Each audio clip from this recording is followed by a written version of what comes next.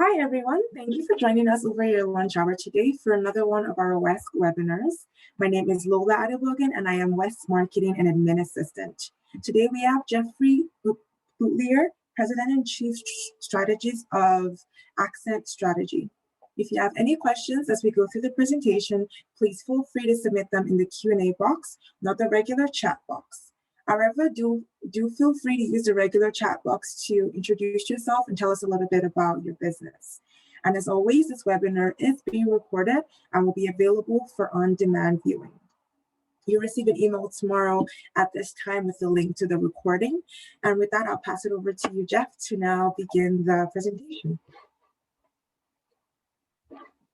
Good afternoon, everyone. Hopefully you can hear me. I'm just going to get my presentation going and we'll dive right in.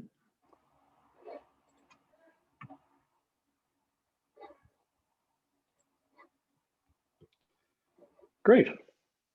So hopefully everybody can see my presentation. Really happy to be with you today. This is not the first presentation I've had the opportunity to do for WESC. I always enjoy it. I find there's some great discussion, and hopefully that could be the case again today.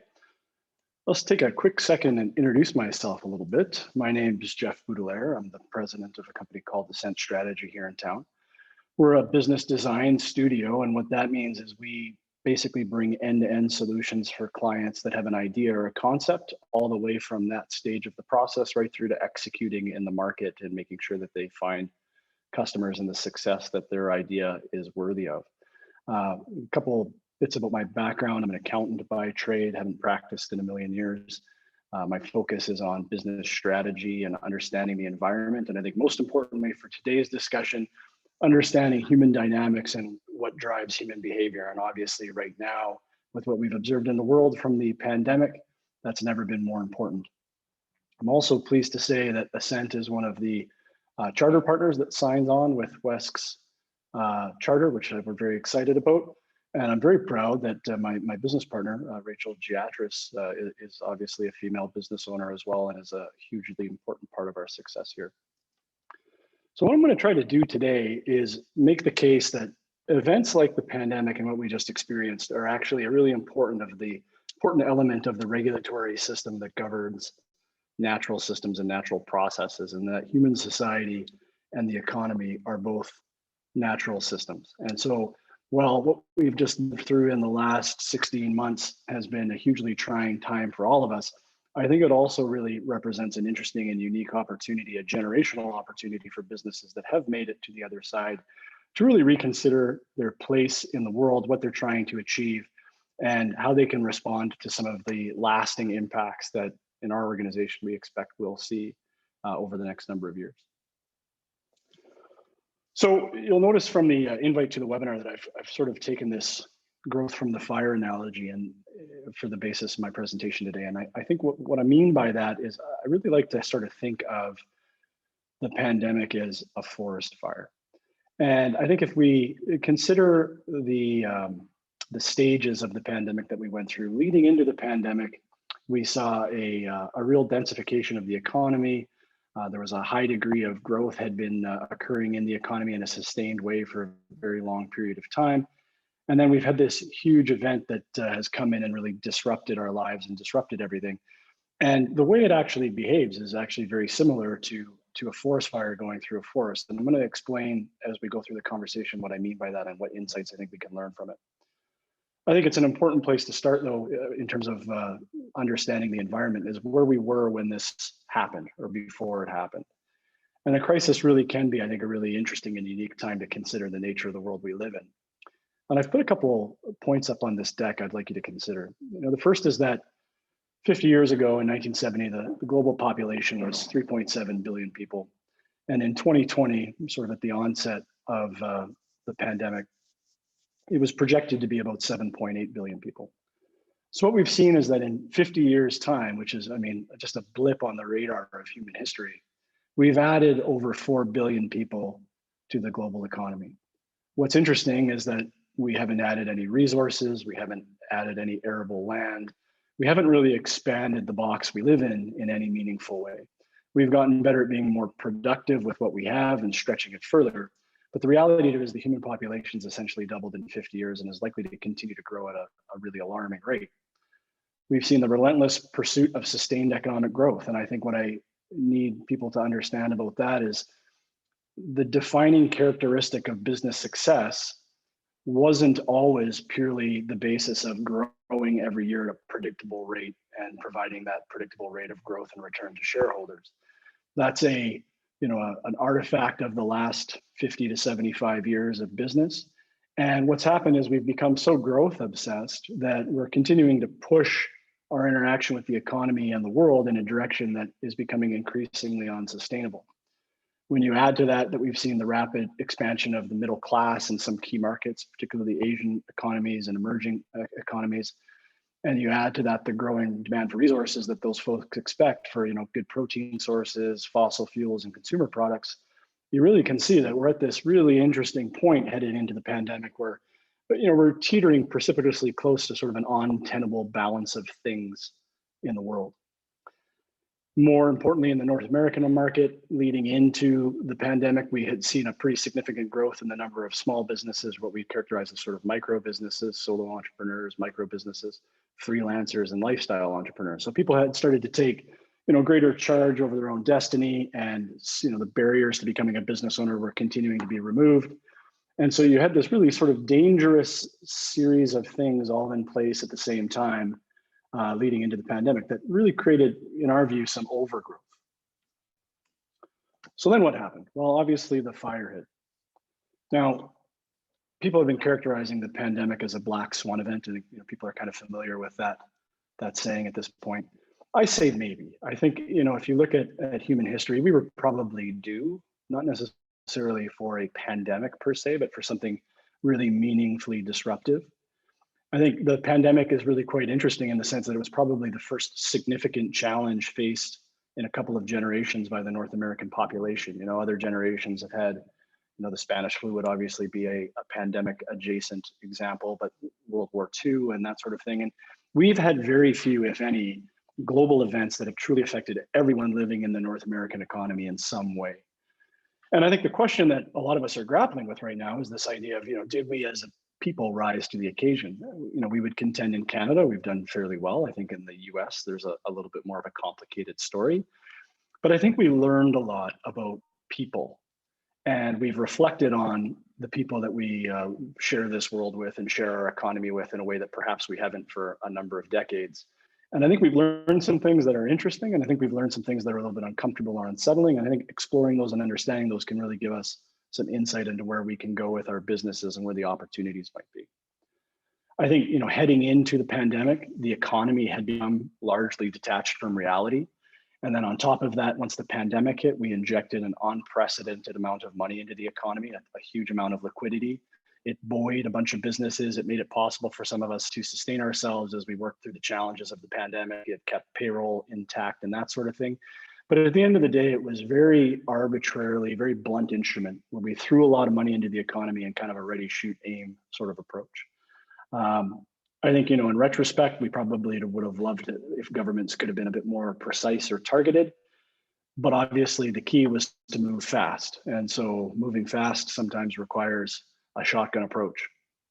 It's also, I think, important to note that the impact to women of the pandemic, I think, mirrors the impact to women throughout history. The impact was bigger and less fair if you were a female or a female business owner. We certainly saw lots of women return to the primary child care role or managing the disruption of the pandemic in terms of where kids could be and that sort of thing.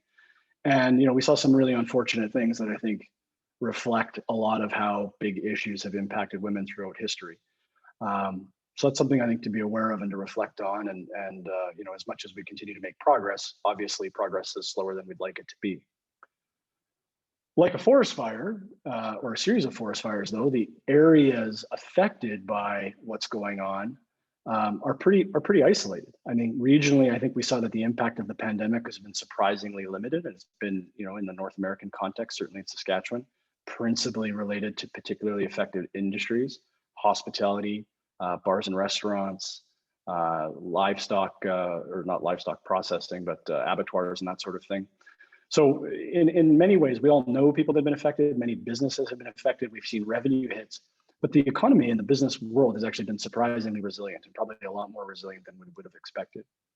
One of the consequences of all this that we grapple with a little bit right now is, in a forest fire, many trees are wiped out and there's room created for new growth. And certain parts of the forest are able to survive and to eventually renew themselves and thrive. And that's an important thing. That clearing out kind of creates room for growth. It sort of resets processes that have perhaps grown a little unwieldy or run amok.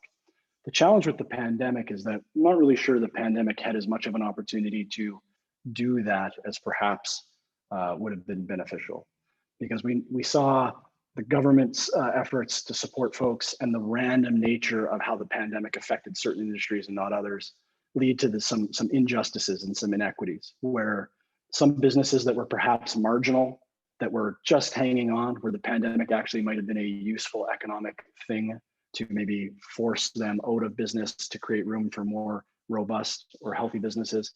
We saw those economics get distorted pretty profoundly by the way that the relief was applied. So what did we learn about human behavior in the pandemic, and what can that tell us a little bit about where we might see consumer behaviors going forward? I mean, firstly, we all observed the culmination, or at least I hope it's the culmination, of what's been a long growing divide between the left and the right, or different segments of people in terms of their views of the world and their attitudes. We'd long been at a simmering temperature socially, and I think that temperature has increased, and we find ourselves day to day much closer to a flashpoint on particular issues, where I think we're going to continue to see sort of isolated outbreaks of conflict and discord, particularly in North America. And it's going to be a lot easier for people to mobilize themselves and go from being sort of incensed to active in the days ahead. After a very long break, I think values are back. I think for a very long time, our consumer economy had shifted away from values-based thinking. People had become a little bit out of touch with their values as consumers. And frankly, there wasn't really a lot of the social imperative to think about your values very much. I think during the pandemic, though, people really had to look long and hard about how they felt about certain things, certain consumer activities. And they started revisiting those values and really asking themselves some interesting questions about how they think about things. One piece that we're kind of concerned about is that people think these black swan things happen once in your life and then you're done with them. I think we need to rethink the black swan population. I think all of those elements I pointed out earlier about the densification of the global population, the limits of resources, I think it's a lot easier to start to see more black swan type of events, unpredictable events, hugely disruptive events, not necessarily human disease type events, but economic events, natural world events, warming related events, et cetera. I think we're going to see those become more of a fixture generationally, and it's something we need to be aware of. Another really important insight about the human population that I think has become pretty clear during the pandemic is that people are very hard to convince of things. I think this is an important insight for business owners trying to market, but they're very easy to manipulate. And I think that's been one of the most disappointing parts of the pandemic, is that we've seen that, people confronted with facts and figures and thoughts, if those facts, figures, and thoughts don't align with the view that they've adopted or how they see the world, it's very difficult to convince people with information and facts, but it does appear to be quite easy to manipulate people with fear and other sort of base instinct driven marketing tactics and information tactics. And that's quite concerning, and I think it's here to stay. Another thing that's here to stay, I think, is self-interest. People really want things to be about them. I think during the pandemic, we really observed that the trend towards a more selfish participant in the economy that was quite concerned with their own worldview and their own comfort. Self-interest is, I think, here to stay. And I think that's concerning. We might see some backlash against self-interest at some point, but the reality of it is a significant element of the population acted in quite self-interested ways during the pandemic, and there wasn't really much in the way of consequences for doing so. And therefore, we've sort of rewarded that self-interest, and I think people are kind of going to be in it for themselves for a little while, even though we were all banging pots and pans and saying the right things for the first 3 months of this thing. Another important insight is, we like to joke that people avoid things like the plague. And, I think it's fair to say that we learned that people don't necessarily avoid plagues, in fact, and people don't necessarily take things as seriously as we might expect them to. I think for businesses, this can be kind of an interesting insight, Because I would have thought that most retail businesses, for instance, would never see another customer again for the first 6 months of the pandemic, and that wasn't true, which is great. But I think there's some lessons there that people's consumer behaviors and desire to spend and participate in the economy is probably a lot more robust than we would have thought. A couple obvious things we've seen, obviously the trend towards remote work. Less obvious things I think we need to be thinking about as business people, business owners, is the changed relationship people are going to have with their careers and their companies and how the pandemic might have affected those relationships. People are, rethinking things in different ways. People are considering how they interact with their employers in different ways. And I think how various business owners made choices about their employees and how they managed their employees and how they kept those employees on or made difficult choices and how they manage those choices is going to have a fairly lasting impact. Now, in terms of the business impact, probably some fairly obvious things, but we learned that ignoring cash flow management really just isn't viable anymore. And certainly in many small and micro businesses for a very long time, if you were a bad cash flow manager, but you always had money in the bank, the deficit of liabilities over assets was never really a huge problem as long as you had money to make payroll. I think people got caught by that pretty aggressively. I think a lot of people were exposed as not really having the understanding or sophistication to manage their cash flow effectively. And that was really troubling to see. Certainly in our practice, we saw lots of people with questions about that. Lousy back-end practices or weak accounting really caught up with people as well, especially when people were having to submit reports or evaluate their ability to qualify for certain forms of relief, et cetera. That became a real barrier. And obviously the folks that can help people with that type of work were inundated by requests when the pandemic hit and those programs started to become available. And if you didn't sort of have your shop in order, you probably didn't get relief or access to that relief as fast as your business might have needed it. We also got a real rapid education in the global supply chain. So a lot of us that rely on domestic distributors to bring in products that we sell at retail and that sort of business, or supplies that we use in manufacturing operations, et cetera, we started learning a lot about how the global supply chain works and how it can be disrupted by things of this nature, and perhaps a lack of resiliency in the supply chains our businesses rely on. Inefficient businesses, processes, and systems were exposed. If you had to make the pivot to serving people remotely, obviously you learned really fast whether you had the ability to do that and the limitations of your infrastructure. It became more important than ever to have a relationship with our customers and be able to communicate to them in a clear and trustworthy way. It was really important, and I think really elevated the need for business owners to become much more comfortable with ambiguity and to keep a level head in some difficult situations. And I think for the most part, business owners really stepped up and did a great job of that. And as I mentioned earlier, I think there's going to be a lasting impact in some businesses to the workplace culture and owner-employee trust based on how the pandemic shook out for you. A lot of small businesses in particular are kind of predicated on this idea of being a team, a family, all in it together. And I think in the pandemic, unfortunately, some folks had to step out of that team family dynamic role and move into something that looked a little bit more like an owner managing the bottom line type of role, and some difficult decisions had to be made. So if there's like a major takeaway, I think, from those business impacts, it's that before the pandemic, I would say that if you had a great idea and a great market for that idea, that was probably more important than being a great business operator. And I think what we're starting to see is that trend has perhaps shifted. I think it's now more important to be a great operator than to have a great idea. And I think a great operator can probably make a marginal idea work, but I don't think the opposite is true. And I'd like people to reflect on that a little bit, because I think the market is becoming a bit more competitive. I think customers are becoming a bit more shrewd. Demand is a little bit higher. And I think margins are going to get squeezed. It's going to be more difficult and more costly to obtain the things we need to serve our customers. And that's likely here to stay for a while. And so I think becoming a great operator is really going to rule the day. So, changing the focus a little bit to where in our business we see things going now that the pandemic is maybe in its last phase. Are we going to see this return of the roaring 20s? Are we going to have this hot vac summer that everybody's talking about? Probably. I think it's fair to say probably that will happen. I wouldn't rule out a fourth wave of some kind in the fall, and certainly there are epidemiologists that are somewhat concerned that that could still be a probability, but we're not considering one in our forecast. So I don't mean to be alarmist by that, but I think it's something to keep in the back of our mind. We expect to see a further liberalization of personal attitudes. And I think we've seen that as people have emerged from the pandemic, people are getting back to life a little bit faster than some of the speculation would have indicated about 6 months ago. I think, government trust has been eroded further and will continue to erode. I think we're starting to see a societal apathy towards some of the stabilizing social structures that exist that make the way we live as a contemporary society work. And that is concerning, but it does present some opportunities as well. We would contend that the increased social activism that we've been seeing lately is probably here to stay and will become a really important aspect of how brands and companies navigate engaging with society. But it's going to be tricky because I think hypocrisy and cynicism are going to be really difficult things to navigate as we attempt to respond to these trends. I think it's very difficult to understand when a particular business gets involved in a social issue. It's hard to know when it works, why it works. It's very easy to see when it is insincere or opportunist. And I think as our society becomes more geared around social activism and taking stands on things, it's going to be difficult for brands to decide to play in that space and stand for something as well, which I think is important, or to sit on the sidelines and sort of avoid getting into the fray.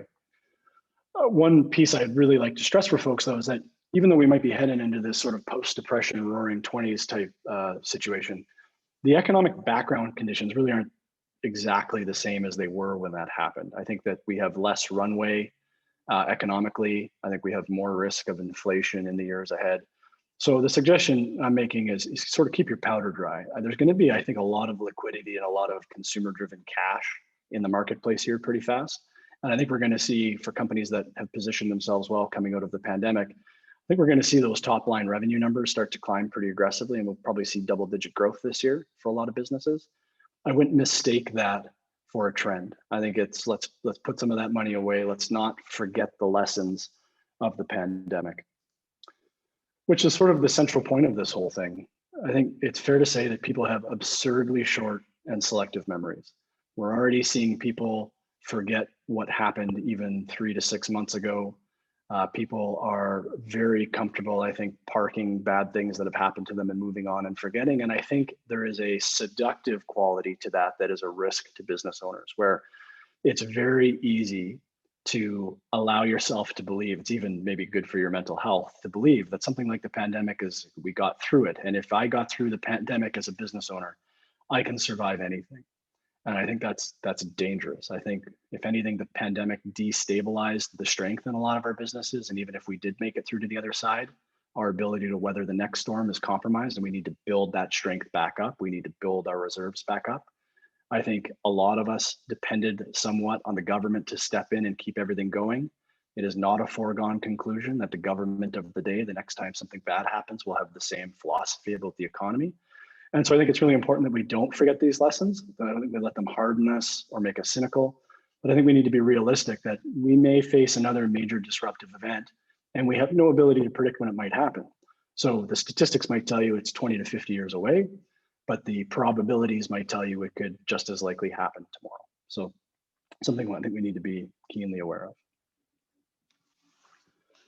So if you're a business owner, how do you position yourself to take advantage of the opportunity of this period of regrowth where the economy has maybe shed some of its burden? There are now signs of a recovery firmly intact. And there's a period of time where I think we can really make some hay before the realities of paying back all the money that we just borrowed and all of the programs that we've just offered people. There's a period of time where we can really make good before all of this catches up with us economically, but it will catch up with us. Is that 5 years from now? Is that 10 years from now? It's really hard to say. My sense is it's probably about 5 years from now, but we really, I think, need to position ourselves to make good while we can. And so some things, I would encourage businesses to be thinking about right now are up on the slide here. I mean, look at consolidating your market position. I think in a lot of ways, some of your competitors, if you're in an affected industry, are likely to have been perhaps knocked out of the game, and that's unfortunate. The only thing that would be more unfortunate than that happening would be missing the opportunity to go seize some of that market share and grow your own business and make it more stable. Customers still need the things those people were doing. They're still desirous of the things that those companies were providing, and that creates an opportunity. Leverage the supports as much as you can. I mean, this goes without saying, but programming that was offered as part of COVID relief, I think, was really important. I think people became really hip to that and very shrewd about how to access those dollars very quickly. But that said, there's always been a whole bunch of supports for small business out there, a lot of grants, a lot of programming, a lot of incentives. And I think the average business owner, to be quite frank, unless they really put a lot of time in, either lacked the network and the connections or lacked the sophistication to even apply for some of those programs, let alone recognize that they might be applicable for their business. So I think there's a real important opportunity to get shrewd and opportunistic about how you go and get help for your business. I think adding talent, I think it's a great time to add talent. There's sort of two things that have happened. There's a lot of people that have been sort of released into the free market. They're in free agency. A lot of folks realized that they had a technical skill or a skill that they could go hang a shingle and be a temporary freelancer after they got laid off during COVID, and that's fine. Those people likely don't want to be freelancers forever and likely would not have been freelancers had COVID not occurred. So there's an opportunity, I think, to reintegrate those folks into team-based work environments. The other thing is there are folks that I think probably are feeling as though a company that they had been loyal to or really cared about maybe didn't care about them as much as they would have liked to have seen during the pandemic, or perhaps choices were made that hurt that trust between the owner or the ownership group and the employee. And not to be cynical about it, but that creates an opportunity to maybe go and attract some talent that you felt wasn't actually eligible to be lured over to your side. I think that opportunity now exists. Another key piece is trimming underperforming elements of the business. And I think, as business owners, particularly small business owners that are quite actively involved and really passionate in the building of the business, it can be very difficult to jettison an underperforming part of the business or to make a difficult decision. There's always that, hey, we've gone this far, we're tantalizingly close to seeing the payoff that we've been hoping for in this part of our business. The reality of it is, if you're sitting on something that's continued to underperform during the pandemic that you've already cut out, there's a risk that the lift that I expect we'll see will make that business temporarily look better than it actually is and distract you and have you spend more time on that. I'd rather see businesses really investing deeply in the engine of their business, the thing that was really actually paying the bills. Great time to renegotiate. It's a great time to renegotiate with your landlord. It's a great time to renegotiate with your bank. Banks are a little bit more difficult than landlords have been, quite frankly, but there's a great time to go out there and renegotiate deals, renegotiate terms, renegotiate lending. There is some liquidity in the market, as I mentioned earlier. Don't let that pass you by, because if the interest rate situation ever starts to climb, that money is going to get a lot tighter to access, a lot more difficult to access, and you'll be regretting not having acted on it when it was available. It's also a great time to invest in infrastructure. I think, as I said, a lot of people really didn't see the limitations of their infrastructure, whether it was back end, accounting, financial, forward-facing sales, online, that kind of thing. It's a great time to do that. The pandemic actually sprung up a whole bunch of great solutions that are very affordable to businesses, and a lot of those capital barriers to entry to modernizing how you do business have been removed and replaced with subscription-based services and that sort of thing. And the pandemic, I think, really helped separate who was good at that from who was bad at that. So by all means, take advantage of that. Last point would be the supply chain resilience piece. As I mentioned, we learned that our supply chains can be pretty easily disrupted, particularly if we haven't spent a lot of time worrying about where our products come from or where they go. I think it's a great time to start consolidating your position within your supply chain, building deeper relationships, building backup plans, understanding how disruptions might impact your supply beforehand, and getting a little bit better about understanding your lead times and how you want to manage your inventory going forward if you're an inventory carrying business. Lastly, if you were a pandemic winner, I think it's really important that you're brave and you claim your prize. The reality of it is some businesses did exceptionally well in the pandemic in any number of ways. Some businesses, gave back to the business community in a really significant way. Some businesses learned how to help our frontline workers in a really impactful and profound way. Others, maintained their charitable commitments when they were experiencing major financial duress themselves. And I think others just did a really great job of servicing their customers and delighting customers and taking care of people and, making sure that people had the things they need when it was unclear if people would be able to get those things. If you were one of those businesses, I think it's finally time to maybe let the world know a little bit. And I think it is a little bit difficult to share your story of success or the difference you might have made during the pandemic when you know that some of your contemporaries might not have survived as favorably as you did. But I think it would be a real missed opportunity to not share with the world the good things that you were able to achieve during a really difficult time. And the reason I think that's important is that over the next 5 to 10 years, I have a feeling that the choices we as business owners made during the pandemic are going to come home to roost. They haven't yet, but the reality of it is some operators acted in kind of lousy ways. At the extreme, you had, bar owners that were happy to get $20,000 fines because they wanted to stay open and COVID was a hoax. And on the other side, you had people that were losing their shirts, making no money at all, and delivering free food to frontline workers at every opportunity they had. And people are going to figure that out. The consumer is a smart and shrewd group. Those stories are going to continue to boil up. We'll be talking about this for a long time. So if you are on the right side of that equation, make sure your story is out there and heard. But what I'm really excited to talk about is actually the bigger opportunity. And it's maybe a little bit paradoxical. And there's probably a few people that have tuned into this call that'll think this is a bit of a weird thing to want to talk about. But I think it's really a great time as a business owner, particularly if you're a small or mid-sized business owner and you still have a controlling interest in your business, where you're not beholden to a bunch of shareholders that have growth expectations. It's probably time to rethink growth entirely. What does it actually mean to grow, and why is growth even important to you? We have been conditioned as a society, as an economy, that relentless pursuit of growth is the only measure of success. If you're not growing, you're dying, is the old thing. I've probably said it a dozen times myself.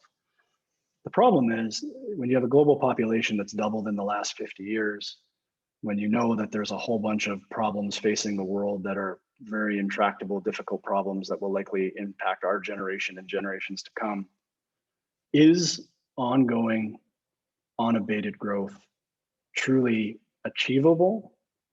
At what cost is it achievable? And does it even really matter in all businesses? And I would contend that the answer is likely no.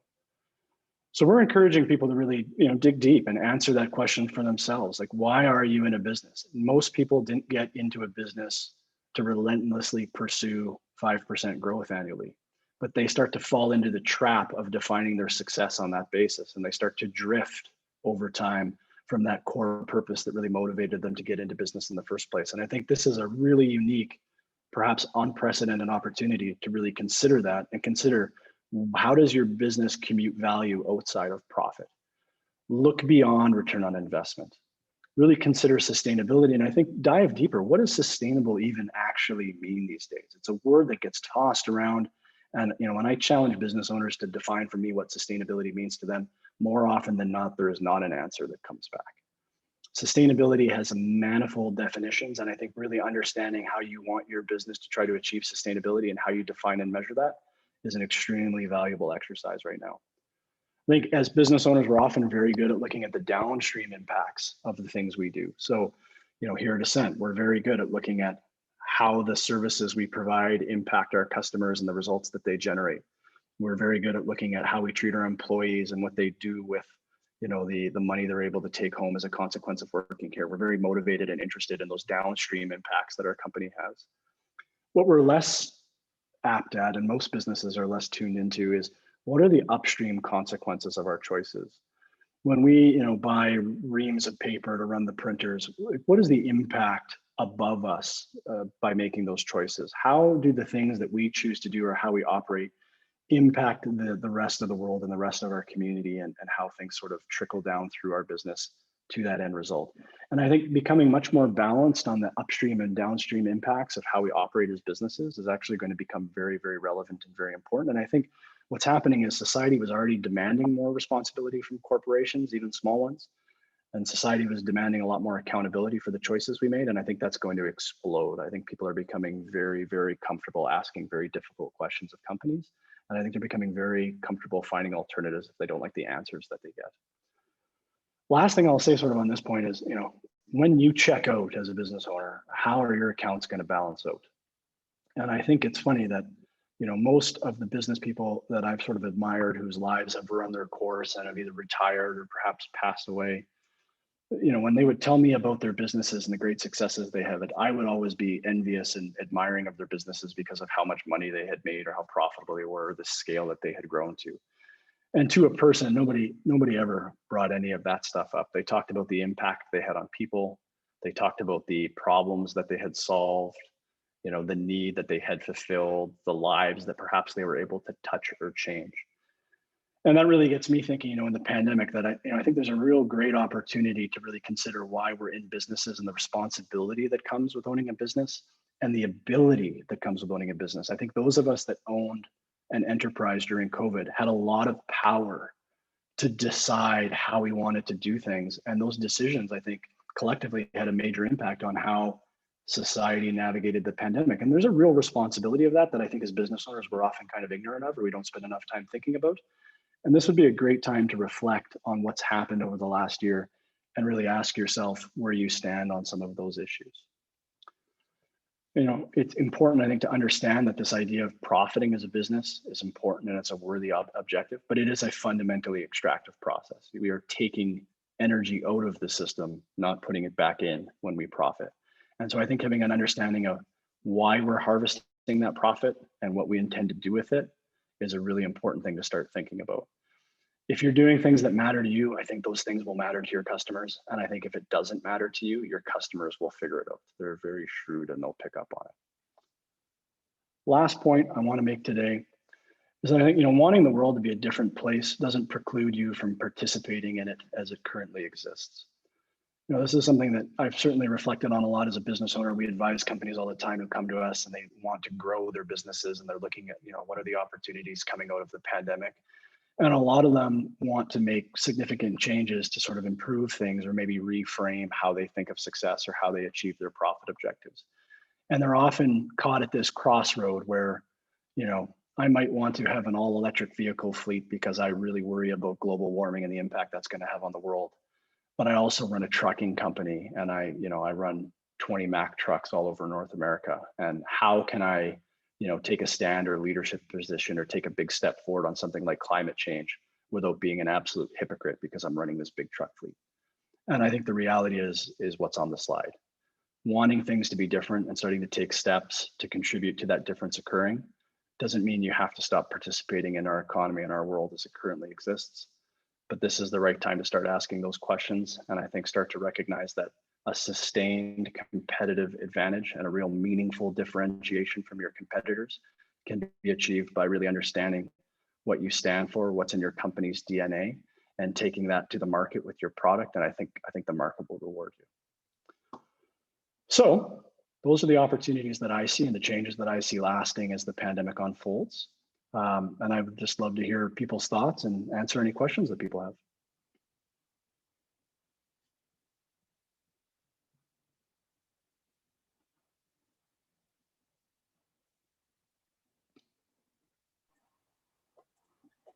Thank you. Thank you so much for that very informative presentation and quite inspiring as well. I love the last slide, what it said. As people think about questions that they might potentially have, I just want to let you guys know about our webinars coming up in July. We have one every other week. And if you'd like to register for them, registration is now open. Again, if you have any questions, we'll leave a minute or so for you to write down your questions or just say your thoughts on the webinar.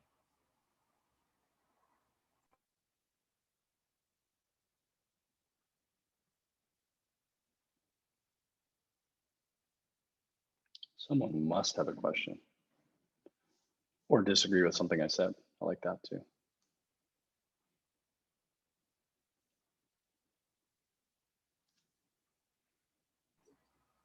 If not, that is okay. I will end the webinar early if there's no questions. It was just such a good presentation that no one disagrees with anything that you said. That's exactly what happened. I'm sure you tell that to all the presenters. But I will send the recording to the presentation tomorrow. And yeah, so thank you everyone for joining this webinar and have a great rest of your lunch. Bye. Great, thanks for having me.